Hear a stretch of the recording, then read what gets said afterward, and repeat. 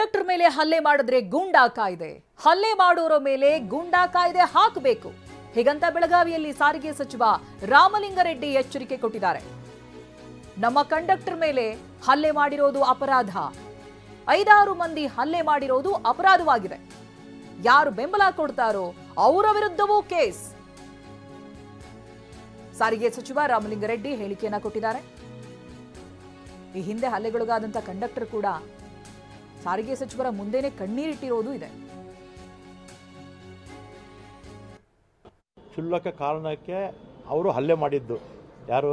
ಆ ಹುಡುಗನ ಕಡೆಯವರು ಅಲ್ವಾ? ಟಿಕೆಟ್ ವಿಚಾರದಲ್ಲಿ ಅದು ಕ್ಷುಲ್ಲಕ ಕಾರಣ. ಆದರೆ ಮಾಡಿರ್ತಕ್ಕಂಥದ್ದು ಅಪರಾಧ. ನಮ್ಮ ಕಂಡಕ್ಟರ್ ಮೇಲೆ ಮಾಡಿರ್ತಕ್ಕಂಥದ್ದು, ಹಲ್ಲೆ ಮಾಡಿರ್ತಕ್ಕಂಥದ್ದು 5-6 ಜನ ಸೇರಿಕೊಂಡು ಅಪರಾಧ. ಅದು ಅಂಥವ್ರ ಮೇಲೆ ಗೂಂಡಾ ಕಾಯ್ದೆ ಹಾಕಬೇಕಾಗುತ್ತೆ. ಕ್ಷುಲ್ಲಕ ಕಾರಣಕ್ಕೆ ಅವರು ಹಲ್ಲೆ ಮಾಡಿದ್ದು. ಯಾರು? ಆ ಹುಡುಗನ ಕಡೆಯವರು ಅಲ್ವಾ? ಟಿಕೆಟ್ ವಿಚಾರದಲ್ಲಿ ಅದು ಕ್ಷುಲ್ಲಕ ಕಾರಣ. ಆದರೆ ಮಾಡಿರ್ತಕ್ಕಂಥದ್ದು ಅಪರಾಧ.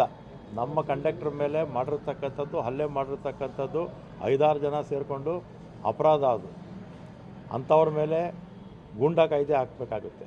ಕ್ಷುಲ್ಲಕ ಕಾರಣಕ್ಕೆ ಅವರು ಹಲ್ಲೆ ಮಾಡಿದ್ದು. ಯಾರು? ಆ ಹುಡುಗನ ಕಡೆಯವರು ಅಲ್ವಾ? ಟಿಕೆಟ್